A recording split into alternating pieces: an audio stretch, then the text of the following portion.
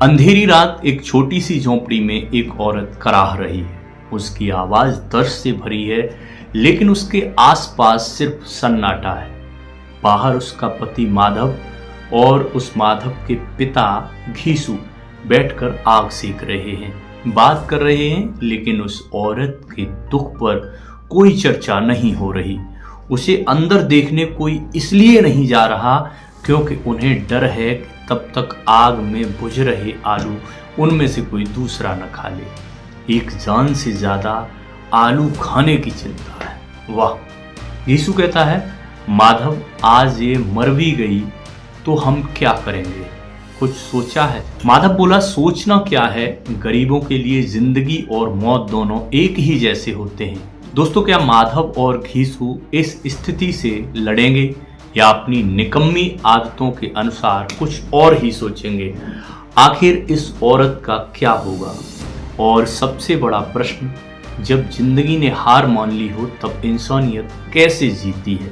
जानेंगे इन सभी सवालों के जवाब, तो बने रहें वीडियो में अंत तक। नमस्कार दोस्तों, मेरा नाम है शीलेंद्र कुमार और आप देख रहे हैं सूचना क्रांति। दोस्तों, आज का हमारा टॉपिक है कफन, जो कि मुंशी प्रेमचंद की एक मशहूर कहानी है जो व्यक्तिगत स्वार्थ और आलस्यता पर एक कड़वा प्रहार करती है। ये कहानी सामाजिक व्यवस्था, व्यक्ति की नीति और गरीबी के प्रभाव को दर्शाती है। प्रेमचंद इस कहानी के माध्यम से दिखाते हैं कि गरीबी इंसानी मूल्यों को किस प्रकार से प्रभावित कर सकती है और व्यक्ति अपने स्वार्थ के लिए किस हद तक जा सकता है। तो चलिए शुरू से शुरू करते हैं। झोंपड़े के द्वार पर बाप और बेटा दोनों एक बुझे हुए अलाव के सामने चुपचाप बैठे हुए हैं और अंदर बेटे की जवान बीवी बुधिया प्रसव वेदना से पछाड़ खा रही थी। रह रह कर उसके मुंह से ऐसी दिल दहला देने वाली आवाज निकलती थी कि दोनों कलेजा थाम लेते थे। जाड़ों की रात थी, प्रकृति सन्नाटे में डूबी हुई थी, सारा गांव अंधकार में लय हो गया था। घीसू ने कहा, मालूम होता है बचेगी नहीं, सारा दिन दौड़ते हो गया, जा देख तो आ। माधव चिढ़कर बोला, मरना ही है, जल्दी मर जाए। जल्दी क्यों नहीं मर जाती, देख कर क्या करूं? इस पर उसका पिता घीसू बोलता है, तू बड़ा बेदर्द है बे, साल भर जिसके साथ सुख चैन से रहा उसी के साथ इतनी बेवफाई। मुझसे तो उसका तड़पना और हाथ पांव पटकना नहीं देखा जाता। चमारों का कुनबा था और सारे गांव में बदनाम घीसू एक दिन काम करता तो 3 दिन आराम करता। माधव इतना कामचोर था कि आधा घंटे काम करता तो घंटे भर चिलम पीता, इसलिए उन्हें कहीं मजदूरी नहीं मिलती थी। घर में मुट्ठी भर भी अनाज मौजूद हो तो उनके लिए काम न करने की कसम थी। जब 2-4 फाके हो जाते तो घीसू पेड़ पर चढ़कर लकड़ियां तोड़ लाता और माधव बाजार में बेच आता, और जब तक वो पैसे रहते दोनों इधर उधर मारे मारे फिरते। जब फाके की नौबत आ जाती तो फिर लकड़ियां तोड़ते या मजदूरी तलाश करते।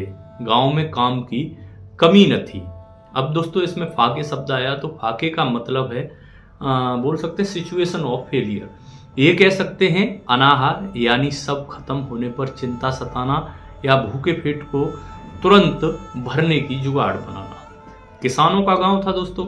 मेहनती आदमी के लिए 50 काम थे, मगर इन दोनों को लोग उसी वक्त बुलाते जब 2 आदमियों से एक का काम पाकर भी संतोष कर लेने के सिवा और कोई चारा न होता।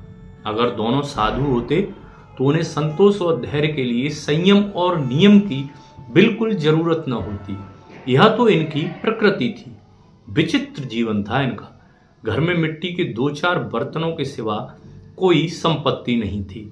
फटे चीथड़ों से अपनी नरनता को ढांके हुए जिए जाते थे। संसार की चिंताओं से मुक्त, कर्ज से लदे हुए, गालियां भी खाते, मार भी खाते, मगर कोई भी गम नहीं। दीन इतने कि वसूली की बिल्कुल आसान रहने पर भी लोग इन्हें कुछ न कुछ कर्ज दे ही देते थे। मटर आलू की फसल में दूसरों के खेतों से मटर या आलू उखाड़ लाते थे और भून भान कर खा लेते, या 10-5 ऊख उखाड़ लाते और रात को चूसते। घीसू ने इसी आकाश वृत्ति से 60 साल की उम्र काट दी और माधव भी सपूत बेटे की तरह बाप ही के पद चिन्हों पर चल रहा था, बल्कि उसका नाम और भी उजागर कर रहा था। आकाश वृत्ति का अर्थ होता है दोस्तों ऐसी जीविका जिसका कोई ठौर ठिकाना ना हो, मतलब अनिश्चित। इस वक्त भी दोनों अलाव के सामने बैठकर आलू भून रहे थे जो कि किसी के खेत से खोद लाए थे। घीसू की स्त्री का तो बहुत दिन हुए देहांत हो गया था। माधव का ब्याह पिछले साल हुआ था। जब से यह औरत बुधिया आई थी उसने इस खानदान में व्यवस्था की नींव डाली थी। पिसाई करके या घास छीलकर वह शेर भर आटे का इंतजाम कर लेती थी और इन दोनों बेगैरतों का दोखस भरती रहती थी। जब से वह आई यह दोनों और भी आलसी और आराम तलब हो गए थे, बल्कि कुछ अकड़ने भी लगे थे। कोई कार्य करने को बुलाता तो निब्याज भाव से दुगनी मजदूरी मांगते, जिसकी वजह से चैन में थे। और वही औरत आज प्रसव वेदना से मर रही थी और यह दोनों शायद इसी इंतजार में थे कि वह मर जाए तो आराम से सोए। घीसू ने आलू निकालकर छीलते हुए कहा, जाकर देख तो क्या दशा है उसकी, चुड़ैल का फिसाद होगा और क्या। यहाँ तो ओझा भी 1 रुपया मांगता है।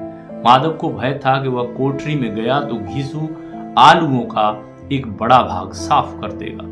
बोला, मुझे वहां जाने से डर लगता है। तो घीसू कहता है, डर किस बात का, मैं तो यहाँ हूं ही। तो तुम ही जाकर देखो ना। मेरी औरत जब मरी थी तो मैं 3 दिन तक उसके पास से हिला तक नहीं था। और फिर मुझसे लजाएगी कि नहीं, जिसका कभी मुंह नहीं देखा। आज उसका उगड़ा हुआ बदन देखूं, उसे तन की सुध भी तो न होगी। मुझे देख लेगी तो खुलकर हाथ पांव भी न पटक सकेगी। बहाने देखी भाई। तभी माधव बोला, मैं सोचता हूँ कोई बाल बच्चा हो गया तो क्या होगा। सौंठ गुड़ तेल कुछ भी तो नहीं है घर में। घीसू बोला, अरे सब कुछ आ जाएगा, भगवान दें तो। जो लोग अभी 1 पैसा नहीं दे रहे वे ही कल बुलाकर रुपए देंगे। मेरे 9 लड़के हुए, घर में कुछ न था, मगर भगवान ने किसी न किसी तरह बेड़ा पार ही लगाया। जिस समाज में रात दिन मेहनत करने वालों की हालत उनकी हालत से कुछ बहुत अच्छी न थी, और किसानों के मुकाबले में वे लोग जो किसानों की दुर्बलताओं से लाभ उठाना जानते थे कहीं ज्यादा संपन्न थे, वहां इस तरह की मनोवृत्ति का पैदा हो जाना कोई अचरज की बात न थी।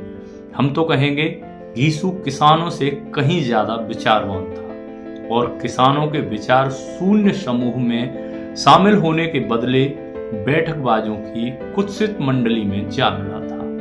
हाँ, उसमें यह सत्य न थी कि बैठकबाजों के नियम और नीति का पालन करता।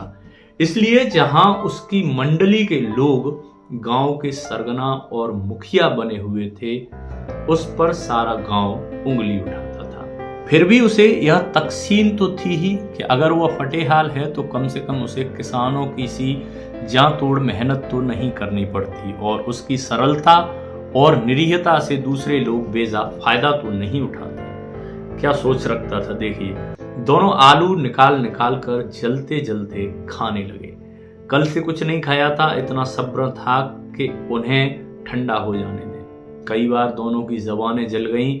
छिल जाने पर आलू का बाहरी हिस्सा तो बहुत अयावा गर्म न मालूम होता था, लेकिन दांतों के तले पड़ते ही अंदर का हिस्सा जबान और तालू को जला देता था।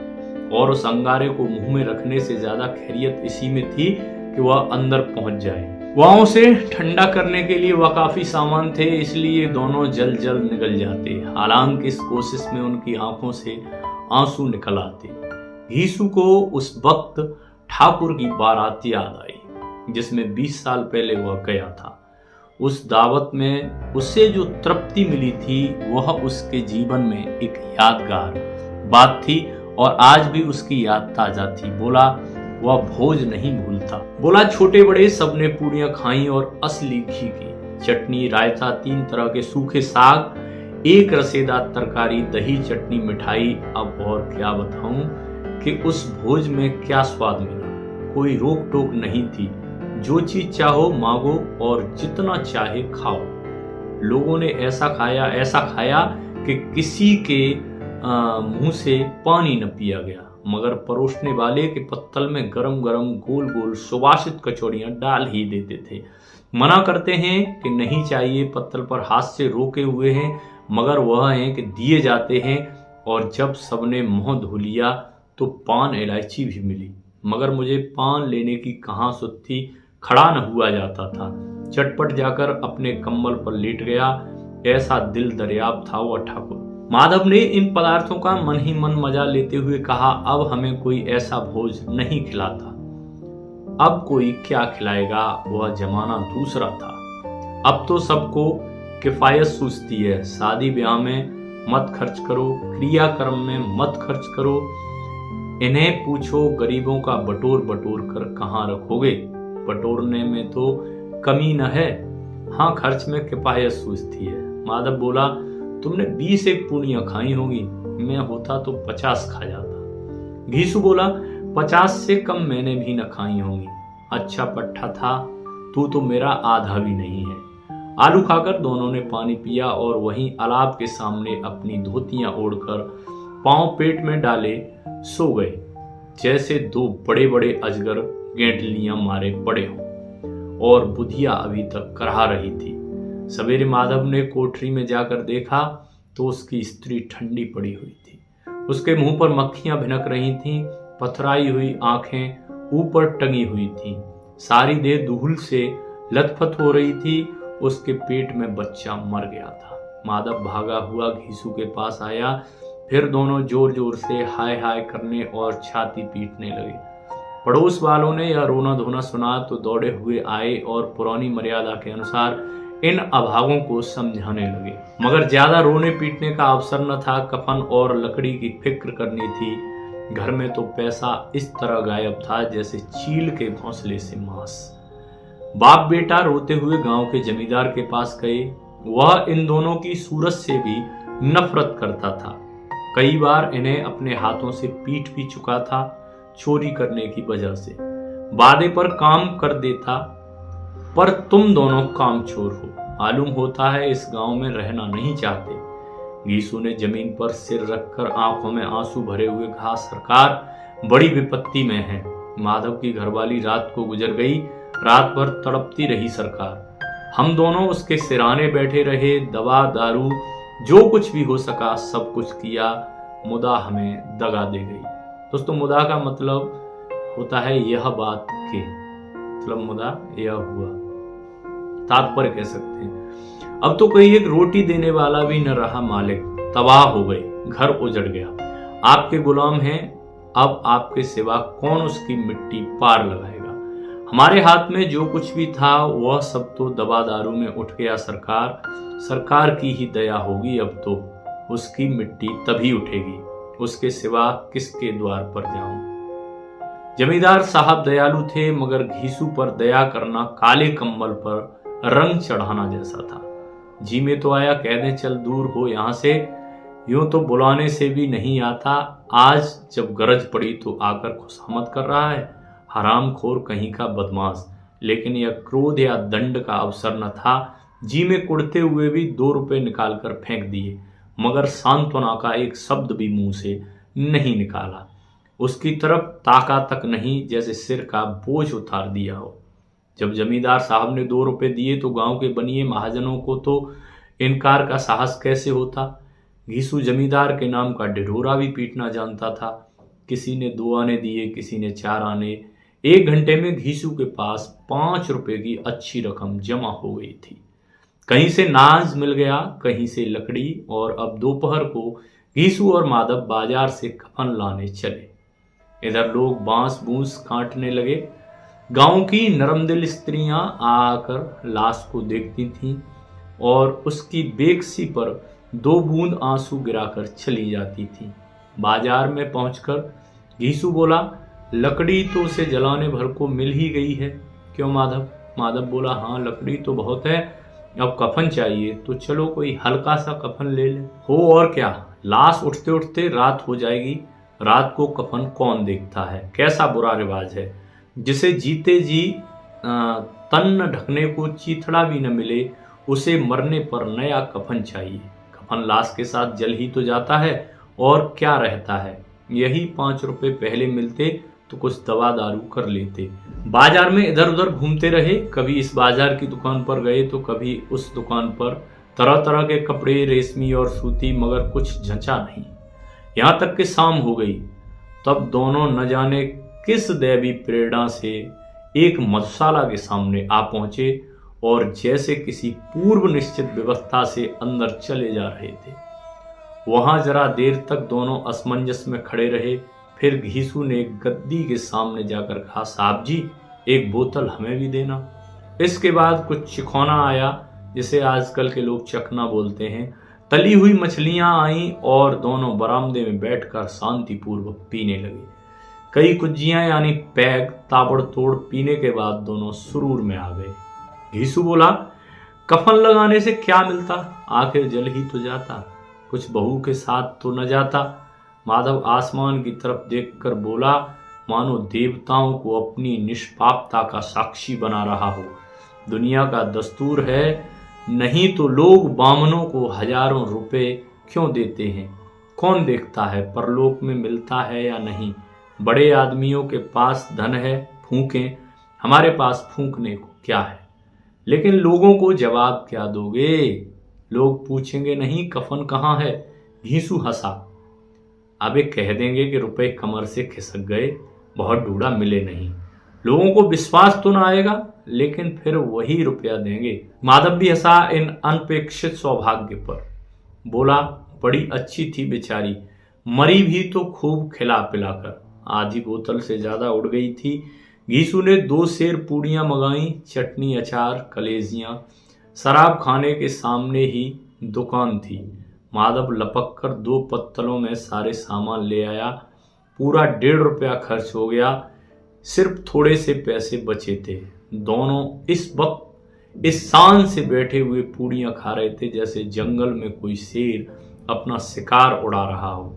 न जवाबदेही का खौफ था, न बदनामी की फिक्र। इन भावनाओं को उन्होंने बहुत पहले ही जीत लिया था। घीसू दार्शनिक भाव से बोला, हमारी आत्मा प्रसन्न हो रही है तो क्या उसे पुण्य न होगा। माधव ने श्रद्धा से सिर झुकाकर तकसीद दी, जरूर जरूर होगा। तस्दीक मतलब होता है समर्थन। भगवान तुम अंतर्यामी हो, उसे बैकुंठ ले जाना। हम दोनों हृदय से उसे आशीर्वाद दे रहे हैं। आज जो भोजन मिला वह कभी उम्र भर न मिला था। क्योंकि पीते हुए उनके दिमाग में क्या क्या सवाल आ रहे हैं। एक क्षण के बाद माधव के मन में एक शंका जागी। बोला, क्यों दादा, हम लोग भी तो एक न एक दिन वहां जाएंगे ही। घीसू ने इस भोले वाले सवाल का कुछ उत्तर न दिया।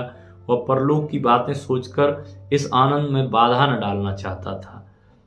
जो वहां हम लोगों से पूछे कि तुमने हमें कफन क्यों नहीं दिया तो क्या कहोगे। घीसू बोला, कहेंगे तुम्हारा सिर।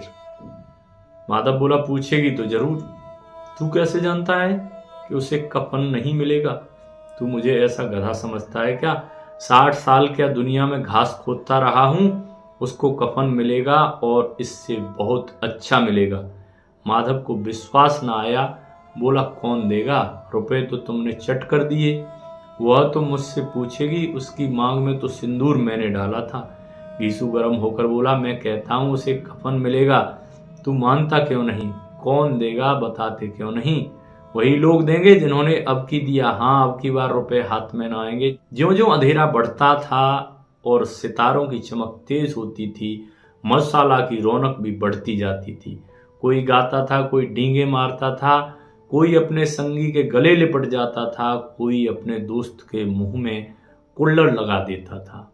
वहां के वातावरण में सुरूर था, हवा में नशा। कितने तो यहाँ आकर एक चुल्लू में मस्त ही हो जाते थे। शराब से ज्यादा यहाँ की हवा उन पर नशा करती थी। जीवन की बाधाएं यहाँ खींच कर लाती थीं और वे कुछ देर के लिए यह भूल जाते थे कि वे जीते हैं या मरते हैं, या न जीते हैं न मरते हैं। और यह दोनों बाप बेटे अब भी मजे ले लेकर चुस्कियां ले रहे थे। सबकी निगाहें इनकी ओर जमी हुई थीं। दोनों कितने भाग्य के बली हैं। पूरी बोतल बीच में है।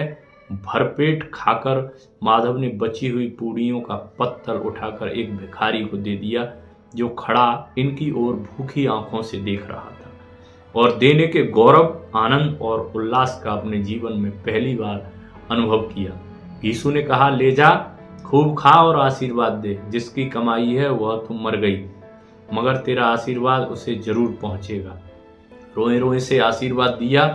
बड़ी गाड़ी कमाई के पैसे हैं। यहाँ लेखक का एक तात्पर्य यह भी है दोस्तों, भरपूर होने पर दान की इच्छा सब में जागृत हो जाती है। गरीबी और असमानता के कारण लोगों में संवेदनहीनता आ ही जाती है। माधव ने फिर आसमान की तरफ देखकर कहा, वह बैकुंठ में जाएगी दादा, बैकुंठ की रानी बनेगी। यीशु खड़ा हो गया और जैसे उल्लास की लहरों में तैरता हुआ बोला, हाँ बेटा, बैकुंठ में जाएगी। किसी को सताया नहीं, किसी को दबाया नहीं, मरते मरते हमारी जिंदगी की सबसे बड़ी लालसा पूरी कर गई। वह न बैकुंठ में जाएगी तो क्या मोटे मोटे लोग जाएंगे जो गरीब को दोनों हाथों से लूटते हैं और अपने पाप को धोने के लिए गंगा में नहाते हैं और मंदिरों में जल चढ़ाते हैं। श्रद्धालुता का यह रंग तुरंत ही बदल गया। अस्थिरता नशे की खासियत है। दुख और निराशा का दौरा हुआ। माधव बोला, मगर दादा, बेचारी ने जिंदगी में बड़ा दुख भोगा, कितना दुख झेलकर मरी। वह आंखों पर हाथ रखकर रोने लगा, चीखें मार मार कर। यीशु ने समझाया, क्यों रोता है बेटा? खुश हो कि वह माया जाल से मुक्त हो गई, जंजाल से छूट गई। बड़ी भाग्यवान थी जो इतनी जल्दी माया मोह के बंधन तोड़ दिए। और दोनों खड़े होकर गाने लगे, ठगनी क्यों नैना झमकावे, ठगनी ठगनिया क्यों नैना झमकावे। संत कबीर द्वारा रचित इन पंक्तियों में माया को ठगने वाली कहकर संबोधित किया गया है। यह कब सफल होती है, इसका ज्ञान साधक को तब होता है जब वह पतित हो जाता है। किंतु साधन के उन्नत होने पर एक स्तर ऐसा आता है कि साधक माया की चाल पहले ही समझकर सतर्क हो जाता है। माया की छाया से पृथक रहने की पदार्थ भावनी अवस्था का चित्रण इस पद में है। कहानी की तरफ फिर से लौटते हैं। सारे पियक्कड़ों की आंखें घीसू और माधव की ओर ही लगी हुई थीं और यह दोनों अपने दिल में मस्त गाए जाते थे। फिर दोनों नाचने लगे, उछले भी, कूदे भी, गिरे भी, मटके भी, भाव भी बताए, अभिनय भी किए और आखिर नशे में मदमस्त होकर वहीं गिर पड़े। तो दोस्तों, यही कहानी का समापन होता है। कफन प्रेमचंद की आखिरी पूर्ण कहानी है। यह मूल रूप में उर्दू में लिखी गई थी। जामिया मल्लिया इस्लामिया की पत्रिका जामिया के दिसंबर 1935 के अंक में यह प्रकाशित हुई थी। इसका हिंदी रूप 1936 में प्रकाशित हुआ। मुंशी प्रेमचंद द्वारा रचित इस यथार्थवादी कहानी के प्रमुख पात्र मुख्यतः दो ही हैं, घीसू और माधव। अगर अन्य पात्र भी गिना जाए, वैसे इसे पात्र में नहीं गिना जाता है, तो बुधिया को भी गिन सकते हैं। यह कहानी समाज में व्याप्त शोषण व्यवस्था और उसके दुष्परिणामों पर आधारित है। प्रेमचंद ने इस कहानी के जरिए समाज में व्याप्त असमानता और गरीबी को दूर करने का संदेश दिया है। कफन कहानी चरमराती सामंती व्यवस्था के अंत का उद्घोष है। समाज द्वारा दबाया हुआ दलित वर्ग जब समाज की आंखों में धूल झोंककर उसके नियमों की धज्जियां उड़ाता है, घीसू और माधव इस व्यवस्था से प्रशोल लेते हुए प्रतीत होते हैं। कफन कहानी को मृत्यु पर जीवन की तथा परलोक पर लोक की विजय की कहानी मानना पूर्ण रूप से औचित्यपूर्ण और तर्कसंगत है। डॉक्टर कमल गोयनका के अनुसार प्रेमचंद की कहानी कफन मृत्यु नहीं बल्कि जीवन की कहानी है। दोस्तों, सब कुछ तो बता दिया, किंतु कफन का अर्थ नहीं बताया। वैसे आपको पता ही होगा, लेकिन फिर भी बता देते हैं। कफन अरबी भाषा का शब्द है जिसका अर्थ होता है मृतक को लपेटने वाला सफेद कपड़ा। इसके कुछ समानार्थी शब्द भी हैं, जैसे सब वस्त्र और सवाक्षादन, मृतशैल आदि हैं। तो दोस्तों, कैसी लगी ये कहानी कमेंट बॉक्स में अवश्य बताएं। और अगली कहानी कौन सी सुनना चाहते हैं कमेंट बॉक्स में लिखें, अगली कहानी लेकर आएंगे। और कहानी पसंद आई हो तो इसे शेयर भी करें, लाइक भी करें, कमेंट भी करें और चैनल को सब्सक्राइब करना बिल्कुल न भूलें। वीडियो को अंत तक देखने के लिए आप सभी का बहुत बहुत शुक्रिया, धन्यवाद। मिलते हैं अगले वीडियो में, तब तक के लिए जय हिंद।